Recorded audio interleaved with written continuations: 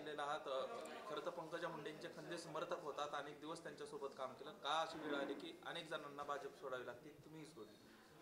आता याच्यामध्ये भाजपच्या वरिष्ठ लोकांनी पंकजाताईंनी जेव्हा विधानसभा लढवली त्यानंतर आता यश अपयश येत असतं, परंतु ज्या पद्धतीने अपयश आल्यानंतर पंकजाताईंना त्या काळामध्ये कुठंही वरिष्ठ पातळीच्या पुढाऱ्यांनी थारा दिला नाही आणि खऱ्या अर्थाने त्यांचं स्वतःचं राजकीय किती नुकसान झालं मला माहीत नाही, परंतु आम्हाला जे माहीत आहे, मी पूर्वी काँग्रेसचं काम करत होतो आणि भाजपला मोठं करण्यामध्ये योगदान कैलासवासी गोपीनाथराव मुंडे साहेबांचं होतं आणि त्यांच्या वारसा म्हणून त्या ठिकाणी त्यांनी सुरुवात केली कामाला, परंतु नंतर त्या ओबीसीच्या महाराष्ट्राच्या मोठ्या नेत्या झाल्या आणि अशा माणसालासुद्धा पक्ष किती वाईट पद्धतीनं कॉर्नर करू शकतो हे मी जवळ राहून पाहिलं.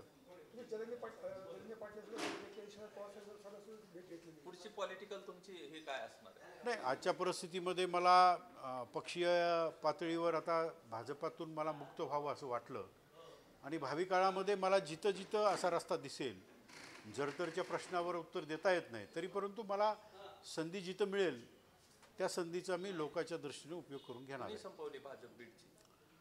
बीडची भाजपनेच संपवली.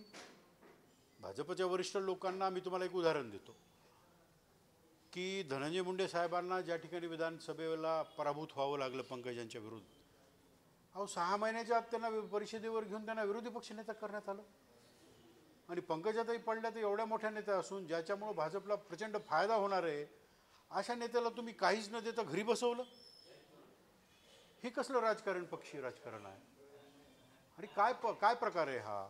माझ्यासारख्या एक 30-40 वर्ष काम करणाऱ्या कार्यकर्त्याला हे न समजण्या इतकं कुठली गोष्ट नाही आहे. हे उघड पंकजाताईंना कॉर्नर करून त्या ठिकाणी भाजप ह्या बीड जिल्ह्यातून भाजप मुक्त होते की काय? आता मी तर मुक्त झालो, भाजपमधून बाहेर पडलो, कारण सामान्याचं मला काम करायचं आहे आणि सामान्यांच्या हितासाठी मला जसा रस्ता दिसेल त्या पद्धतीनं मी पुढं जाणार आहे.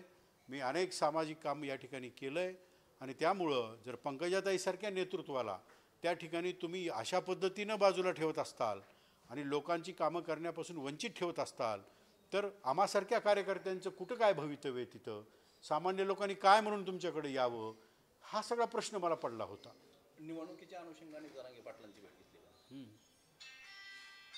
निवडणुकीच्या अनुषंगाने सुद्धा भेट घेतली. सुरुवातीला त्या ठिकाणी आम्ही जरांगे पाटील साहेबांना सामाजिक कामामध्ये आम्ही ॲड झालो आणि सामाजिक काम करत असताना मराठा समाजाला ओबीसीमधून कुणबीच्या सर्टिफिकेट त्या ठिकाणी मिळाले पाहिजे आणि संबंध मराठा समाजाला कुणबी समाजामध्ये समाविष्ट करून घ्यावं अशा पद्धतीची त्या ठिकाणी भावना होती.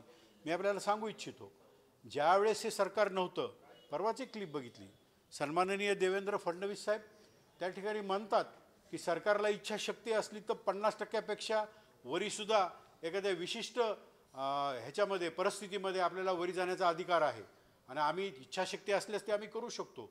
जेव्हा तुमच्या हातात सत्ता नसते तेव्हा तुम्ही मराठा समाजाला ओबीसी सत्ताधाऱ्यांना द्यायचं नाही म्हणून स्टेटमेंट करता आणि ज्यावेळेस तुमच्या हातात सत्ता येते त्यावेळेस तुम्ही अत्यंत हालापेष्टे करता. राज्याचा मुख्यमंत्री लिहून देतो की तुम्हाला त्या ठिकाणी ओबीसीमध्ये आम्ही त्या ठिकाणी देऊ, सगळ्या शहरांचा निर्णय घेऊ आणि त्यामुळं संबंध मराठा समाज जो मुंबईच्या विशीवर गेला होता आश्वासित होऊन वापस आला आणि त्यालासुद्धा धोका दिला. नंतर जरांगे पाटीलसारखा मराठा समाजाचा माणूस जो जीवाची पर्वा न करता त्या ठिकाणी झगडतो आहे, त्यांच्या खांद्याला खांदा लावण्याची त्या ठिकाणी गरज आहे. म्हणून मी त्या ठिकाणी माझ्या ज्या समाजामध्ये आपण जन्मतो त्या समाजाचा आपण काही देणे लागतो अशा भावनेपोटी मी जरांगे पाटील साहेबांना त्या ठिकाणी ॲड झालो. आता त्या ठिकाणी त्यांनी परवा संबंध महाराष्ट्रातल्या जिल्हावाईज लोकांची यादी केली, त्यांचं आणखीन त्या ठिकाणी कुठं काय लढवायच्यात, किती जागा, काय करायची ती भूमिका ठरली नाही, परंतु त्यांनी निश्चित सांगितलं की मराठा समाजाच्या लोकांनी ज्यांना इच्छा आहे समाजाची सेवा करण्यासाठी तर त्यांनी जरूर फॉर्म भरावे. आपण आपली भूमिका विड्रॉल होण्याच्या आधीपर्यंत आपण घेणार आहोत अशा पद्धतीच्या सूचना त्यांनी केल्या. फॉर्म आता सोमवारी मंगळवार लास्ट डेट आहे.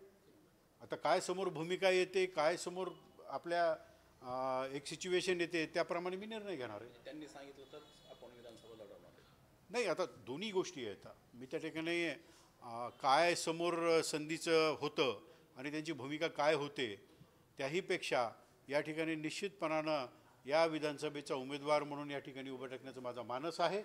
काय परिस्थिती उद्भवते त्याप्रमाणे मी निर्णय घेणार आहे. तुम्ही आता बोलताना देखील म्हणाले की परळीकरांच्या आणि व्यापाऱ्यांच्या ताटात माती घालवली जाते आणि कुठून तुम्ही आणता माती देखील याच्यावर लक्ष ठेवलं. माझं काय म्हणणं आहे की त्याचा अर्थ असा असतो की कोणी जर सामान्य आपल्या आपल्या पद्धतीनं कमवून खात असेल तर त्या ठिकाणी कुणी इतर राजकीय आश्रित काही जे लोक असतात. आणि कोण आहेत राजकीय आश्रित लोक? आता राजकीय आश्रित म्हणजे या ठिकाणी बरेच आहेत ना, किती नावं घेऊ.